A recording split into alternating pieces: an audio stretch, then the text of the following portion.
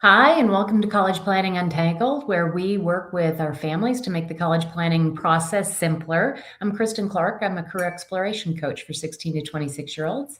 And I'm here with Bobby Hood, our ACT, SAT guru. Bobby, how's life treating you this week? Just great. Getting ready for apparently getting iced in this weekend. So I saw that. all the plans. Yeah, go get your grocery shopping done. Get your Yeah, bread and milk. exactly. Yeah. And for those of you not in Texas, when we get ice, life's over. We just kind of hang out in our house. So Exactly. yes. But we have a good topic again today. We like to keep our families up to speed on what they should do in the college planning process. And today we're going to talk about seniors and what they need to do in spring of this year. Yeah, And lots of things to get done during the ice days. this is kind of the big one, right? Because now we're checking off boxes. This is a lot of the tactical stuff. But the very first thing that we want to talk about is thinking about what you want to do as far as a career path. And ultimately, what that's going to help you do is determine a major. Because I know that's big on the list for everybody right this minute. Is determining that major. And you'll have a lot of students talking about, oh, I'm going to major in this, I'm going to major in that. And taking the time and helping your student take the time to think through what they want to do career wise is going to help them figure out what they want to do as far as a major. Okay. Bobby, you know why I always start with career first. Well, absolutely. I mean, nowadays, it's really easy for college to last 5 years or 6 years if you don't plan ahead. And if you start changing majors, you suddenly discover you don't have the prereqs to get it all done in time. Well, that's it. And a big piece of this is that students will go in and they're going to change their major several times, right? So you've got that. And here's the other big stat that nobody tells you in your high schools, none of your college counselors are going to tell you. And that is you've got 30% of kids that head off to college are not going to return for their sophomore year. Yeah. A big reason is that for that is they have no idea why they're going. It was just the next thing to check off their list. And now they're sitting in a college dorm room by themselves, hunkering down, not going out and meeting people and going, why am I even here? So give them a reason why they're there. Yeah. And every time we bring up that statistic, I mean, 30% don't return. Like it's an invisible statistic to a lot of us. We don't. And then when you think back, you probably knew people who even did that back when we were there, but like it's a big deal. And so when you put those things together, also, a lot of my students get in or come in and they're getting, like preset,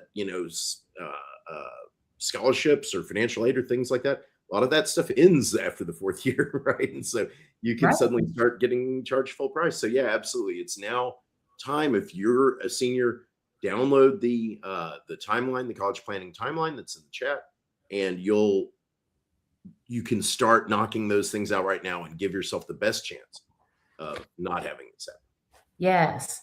All right. The other thing is, and checking out the types of things that your college has to offer. So if you've decided on a college, or if you're going to decide shortly on a college, learn about the fraternities and sororities or other clubs if that's something that you're going to participate in. We definitely suggest you get into something, right? Absolutely. Right. And it's, I think a lot of people, like back when we did it, you just kind of were very passive about this stuff. You'd show up, there'd be like an activities fair or something. Now, you need to plan this stuff ahead of time, especially if you're talking about the Greek system, fraternities and sororities. You need to be working on that right now, right? Finding out what they're like, all that. If you're talking fraternities and sororities, I know my oldest son thought, oh, you're crazy. We don't have to do this early. Got on campus and realized everybody else had already figured out. So, and he lost out. Okay. Yep. So if that's something your son or daughter wants to do, get them started now. Okay. Yep. Also, if you've decided on a college, plan a visit before you get there. For sure. Yeah. And, the opportunity here is now it's real. So getting on campus, kind of getting a feel for it, getting your kid excited about this is, the places you're going to be going on the weekends and, really thinking about this is what it's going to be like now when you get on campus. Well, absolutely. And especially if you go on a college visit in the spring during spring break or in the summer before, especially in the spring during spring break, the person who gives you a tour, you're going to know them next year, right? Like, Mhm. and the people you're on the tour with are going to be freshmen with you. You very likely are going to meet a couple of people that you're going to be friends with, right?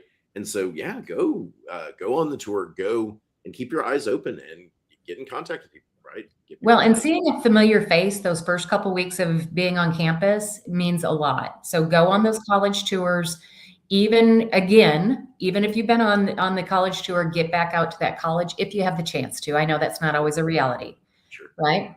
And here's another big one, Bobby. It's just a smart choice. The schools that have said, yes, you can come be at our school, and you've decided that you're not going to go to that school, let's Right. make sure to let them know that you're not coming, because it gives somebody else a chance to get into that school. Absolutely. When like, and you probably have, people are like, you've got your one or two, like you've got colleges you have to go to, but you're waitlisted at other colleges. Yeah, they're just waiting for people to elect and say no. So yeah, when you say yes to one school, go ahead and say no to all the others. That's just very, very polite thing to do and important. Right. All right. The other thing is, I know parents, you know that kids do not like to check their email, No. right? Oh Let's make man. sure that they're checking their email for admissions decisions and the scholarships, so that they don't Yeah. miss out on scholarships that you might be getting some free money. Let's get them on their email all the time. And by the way, they're starting to adult. We need to have them on their email a lot more than they're used to doing. So they might as well start now. Absolutely right. And coming soon after that, right? Like open the mail, open the emails, because I mean, there are things like housing and parking that like you need to like the moment you get it, you need to start the process, because otherwise you might be getting, the housing you want to be in might already be full, and then you're in the not as cool or not as centrally located housing, right? Yes, absolutely. And then really the next things on our list, take your AP exams, finish your enrollment papers, declare your major. We talked about sign up for your college activities. I mean, a lot of these now we're just getting down to check it off, check it off, check it off your list. And then, you do have to send your final high school transcripts as well. So Absolutely all right. Yeah. And so these are just little things but you've like, it can really mess things up if you don't send the transcript. And also, senioritis is a thing, but AP scores, I mean, I happen to like to take the AP tests that were the right ones, and I got good scores, and I mean, I had 12 hours of course credit when I walked in, just because of math and English and science, right? yes. And so that allowed me to take a lower course load throughout the entire college experience, because I had almost a semester of credit when I walked in, and that doesn't cost anything, right? And that's just fewer Right. hours before. Or So Bobby, it also gives you a little bit of wiggle room if you have a class that you don't do as well in and you need to drop, or, exactly. so yes, absolutely. Yep. Yeah. So, I mean, that's the big things that need to happen.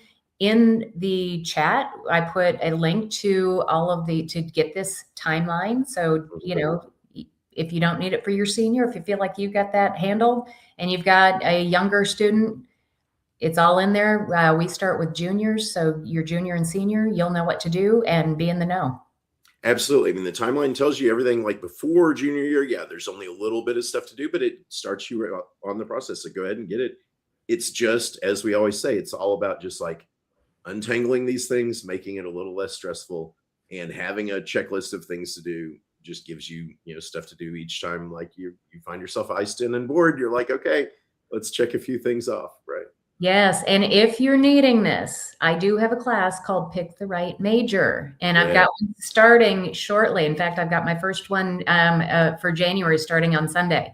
So if you're needing some help figuring out that major, please check out my website. You'll see it scrolling across the bottom.